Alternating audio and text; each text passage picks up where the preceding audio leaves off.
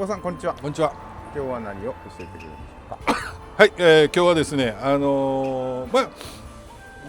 当であればですね、だいたい3月の、中旬下旬ぐらいから4月の中旬ぐらいまで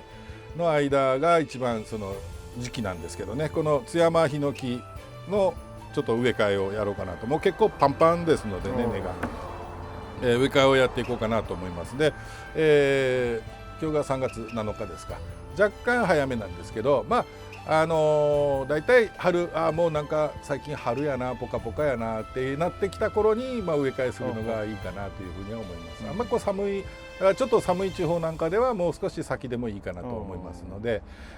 今ぐらいから、ちょっと、準備して、植え替えされてみてはどうでしょうかね。持ってらっしゃるのがあればですね。で、その時に時期も、若干早めではありますけど、もし余分なやつを切るんであれば切った時についでに挿し木しとくのも一つでですね、またちっちゃいのをこう作ったりすることもできるので、そういう挿し木なんかもちょっとやってみられるとどうかなとは思います。よろしくお願いします。よろしくお願いします。結構これ植え替えをしてないで詰まってるのでですね、こんな状態ですね。もう相当パンパンですね。カッチカチです。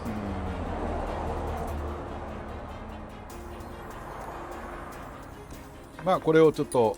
ほぐしていきますね。以前ちょっと全然別なところでですね、この津山ヒノキのたまたま植え替えをされているところに出くわしてですね、もうそれこそ代々ずっと盆栽屋さんをやられてるとこですけどね、津山ヒノキをちょうど植え替えをされてる時に、時期はやっぱ今ぐらいだったと思うんですけど、もうちょっと暖かい時だったかな、されてたんですけど、で津山ヒノキは非常にこう厄介なんですよねっていう話をされるので、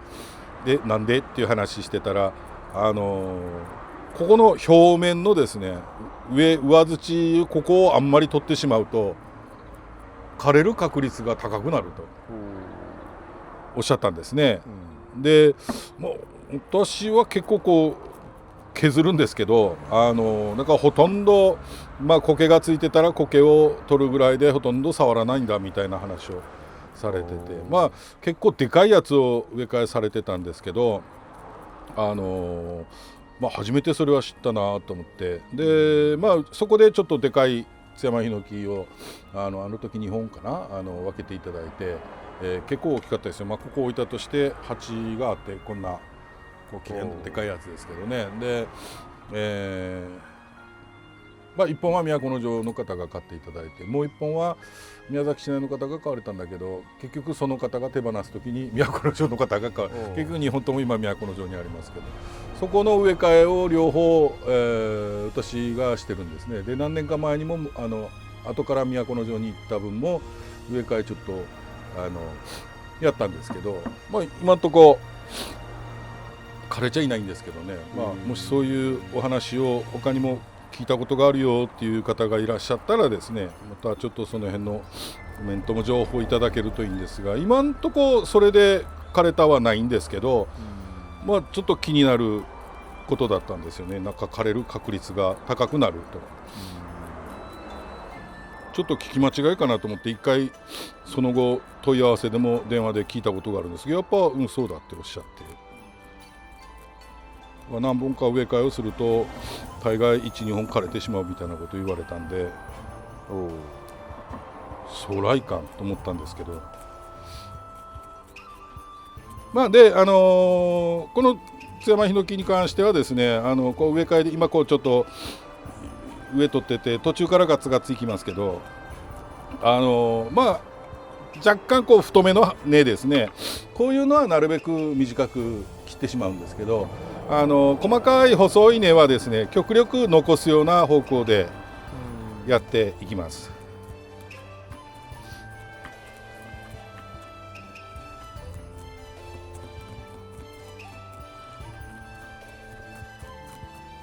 白っぽい根は草の根ですもんね、これね。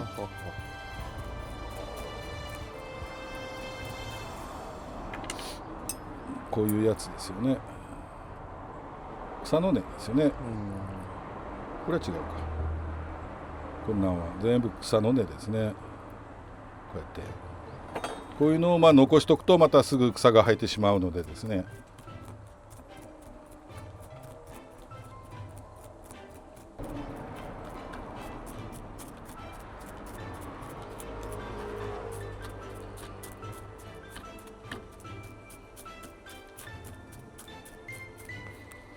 なるだけ細かい根をあんまブツブツ切ってしまわないようにということでいつもの一本爪のあれを使ってないんですけど、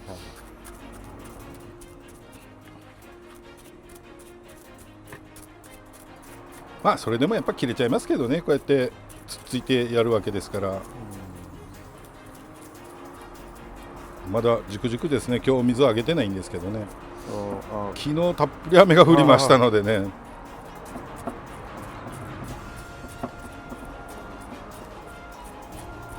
なんか1月とか本当雨の降らない年だったので、今年は春、2月中旬から後半、あと3月雨が多いかなと思ったら意外に今長期予報でも晴ればっかですね。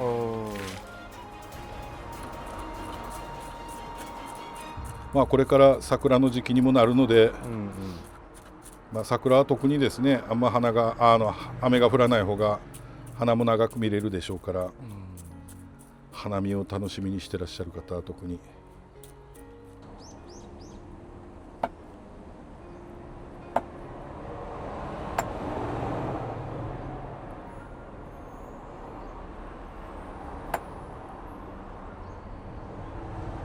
大変。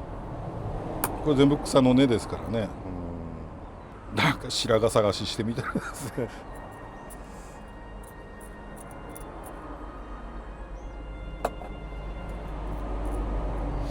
根を洗うといいんでしょうけどね。ザーッと高圧洗浄機かなんかで。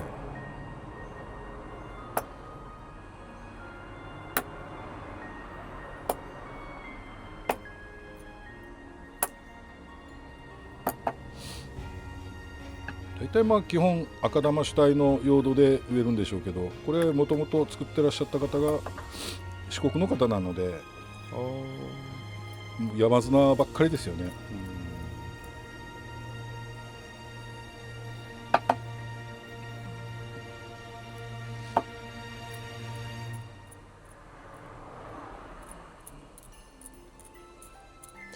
山砂が保水性は高い。水はけ力ですね。水はさーっと抜けるけど、中にずっと水を持ってくれてるのは山砂ですね。そんなことはねえという方もいらっしゃるとは思いますけどね。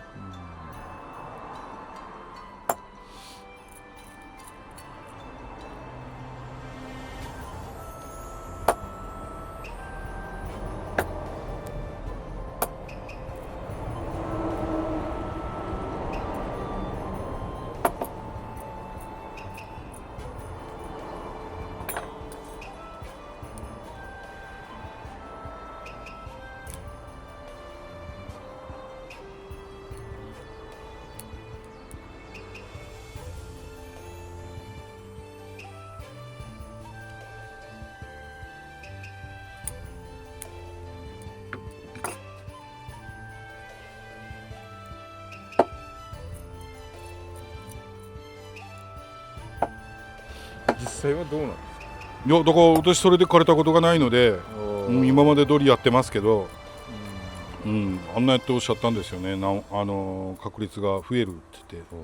でも取らないと、特にこういう草の根なんかはですね、残っちゃいますのでね。毎回だからその話を思い出しながらこう気にはするんですけどね。気にはするけど、今ぐらいの、大体こんぐらいの時期だったと思うんですよね。だからその方されてたのもですね、だから時期的なものではないと思うんですけどね。昔いらっしゃいましたがね、植え替えを頼まれてですね、なんか趣味者でもう何十年もしてる人とかにも頼んだりよくされてたみたいです。自分ではしないで、津山ヒノキをっていうことじゃないですよ。黒松とかそういうのですね。とその方はもうちょっと神経質なぐらい草が生えるのを嫌う方で、とにかくその草が生えてこんようにしてくれと。でまあ生えてこんのは無理ですよと。その風で種が飛んでくるのもあるしっていう話をしててですね。でまあ趣味者の方にもだいぶ頼んだりしてたみたいなんですけど、実際こうやってみて、あんたとこんとが一番草が生えんわみたいな話をされてですね。それでもやっぱ夏過ぎぐらいになって生えてきたんですよね。やっぱ草が生えたと。でどういうことやねと。いやだから草は生えますってつっていう話をして、どうしてもなんか草が嫌いで、だからもうあとは出てきたやつをちっちゃいうちにこまめに引っこ抜くしかないですねって、引っこ抜いてもまた出ますけどねって言って、それをやりたくないから頼んでるっていうか、そりゃ無理ですわって言って。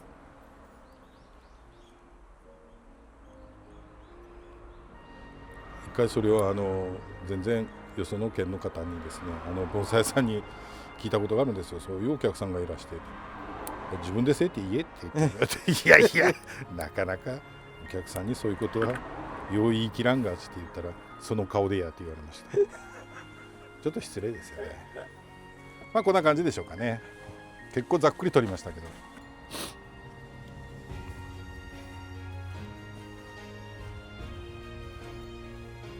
まあ今日はちょっとこういう鉢に入れてみようかなと思いますので、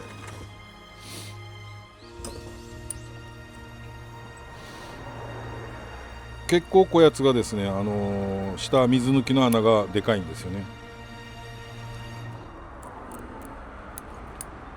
まあしっかり水が抜けるタイプの鉢ですね。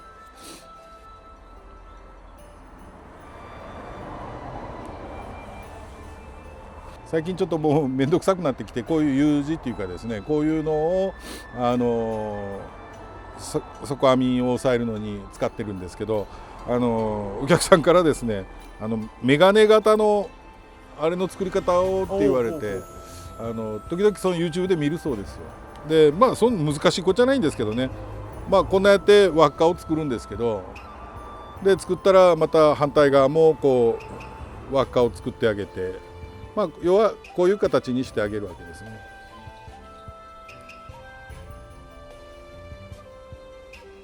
でまあ要はこことここの間が底の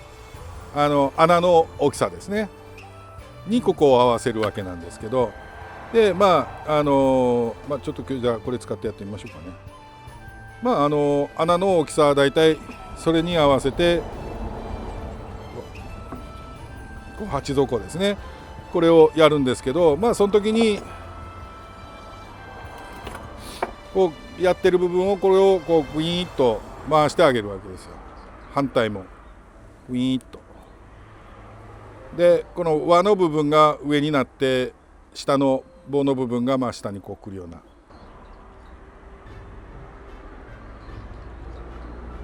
こんな形ですね。あとはもうこれを網通してもらって、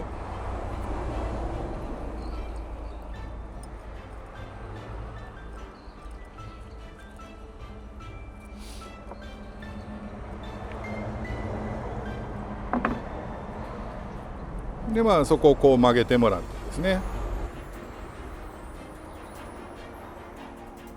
と中がまあこんな状態で丸い部分でまあ網を押さえるみたいなんですね。まあそんなにこう難しいことじゃないんですけど、まあ何せ数植え替えするのにですね、一個一個これをやってたらちょっと申し訳ないけど、まあ面倒くさいというか、はい、邪魔くさいので、最近はもうU 字型、さっき切っちゃったんですけどね、U 字型のやつでまあやってはいるんですけど、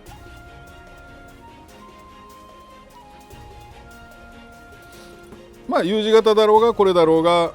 あとまあ固定用の針金つけたりするのは一緒ですね。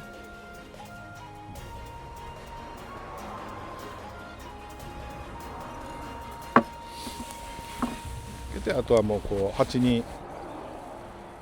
合わせてやって、外にこう出しとくんですけどね、中針金通してもらって、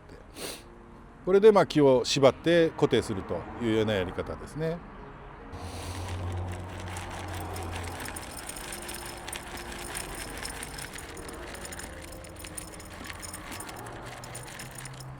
下の水はけをちょっと良くするための、玉砂利の代わりといいますか、山砂のちょっと粒の若干大きめのやつですねを使ってます。で、あと植えるための主葉土ですね。これも山砂多めの、1割強ですかね、赤玉が入ってますけど、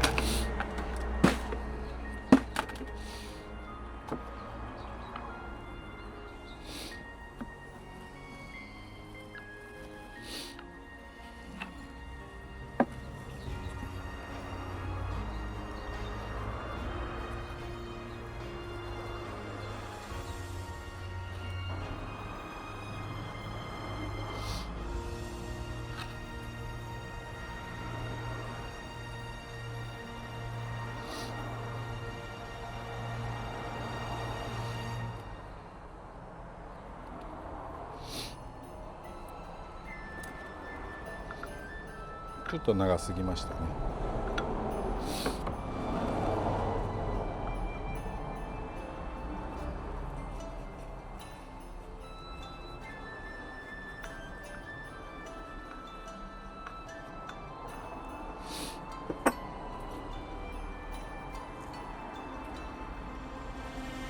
ですね。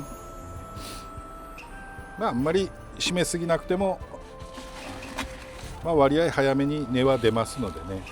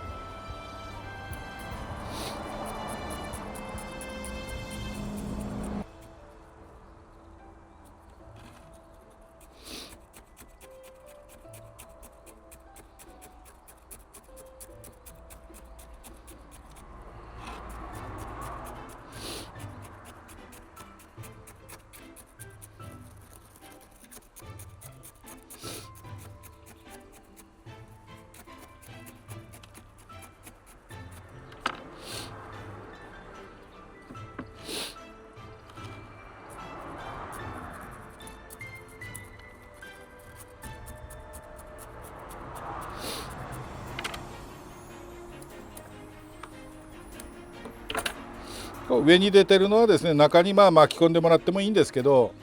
例えばこう出てるやつをこうやって下に押し込んでもらってですね、でなかなか押し込みができない場合はもう出てるやつは切ってもらって構わないですよ。どうせこう出てるやつはですね枯れますので、この出てる根はですね、で切ってあげた方が新しい根がまたこう出てきますので、あんまりだから出ないように、しっかりこう植え付けてあげるのも一つのコツではあるんですけど、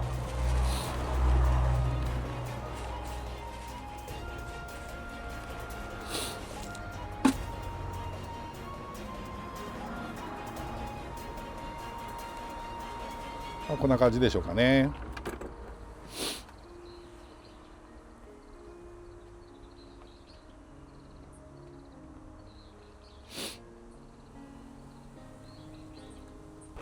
で実際はですね、あまり苔はご自宅でされる場合はですね、植え替えの時なんかに以前の動画で苔は取るんだという話もしたかと思うんですけど、飾ったりするのには苔があった方がいいので、この植え替えした時はもうこのままでいいんですけど、ちょっと飾りたいなっていう時はこういうので、事前にちょっと苔、これ植え替えで取った苔なんですけどね、こういうやつを取っといて、ここにのっけてあげるだけでも雰囲気が変わってくるので、まあ実際はなくていいんですよ、苔はですね。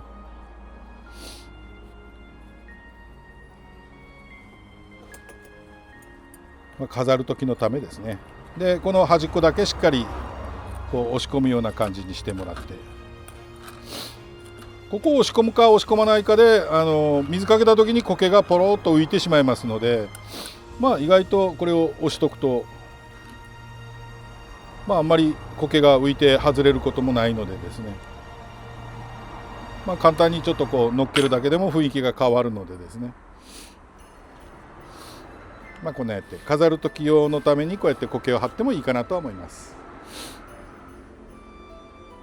まあただ足元の方をやっぱこう粘りを良くしようと思ったらですね、苔は本来は普段管理している時はない方がいいですね。だからまあこ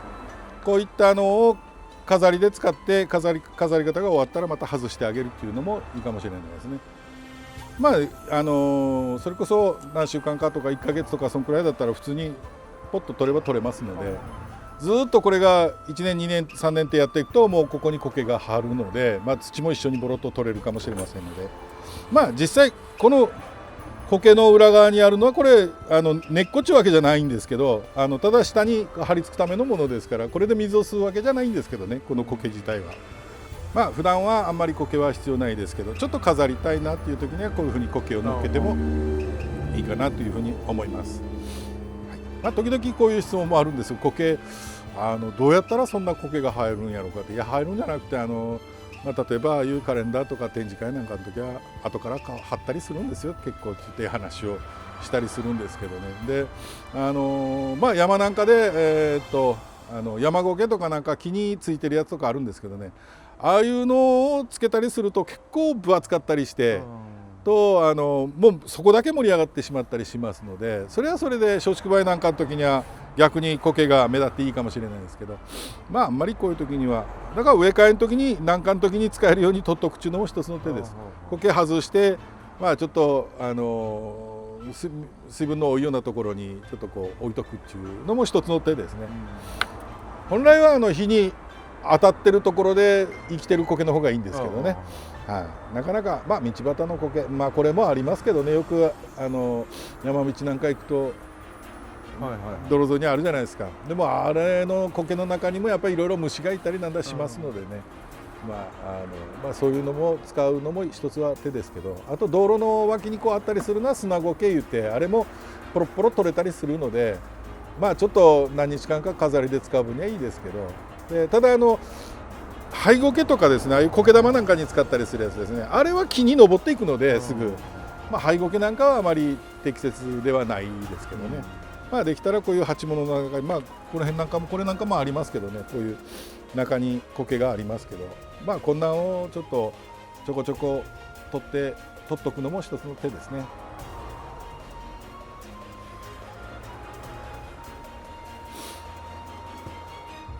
まあ苔だけを苔だけというか他にも販売されてるんでしょうけど、苔を販売されるところもありますのでね、まあ松竹梅とかああいうのを数作られるとこなんかはそういうところから取り寄せたりというのもあるみたいですね。まあ、ご自分のところで持っとくといざパッという時には使えますからね、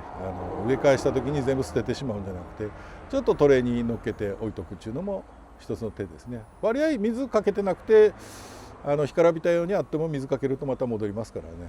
結構長い期間あります。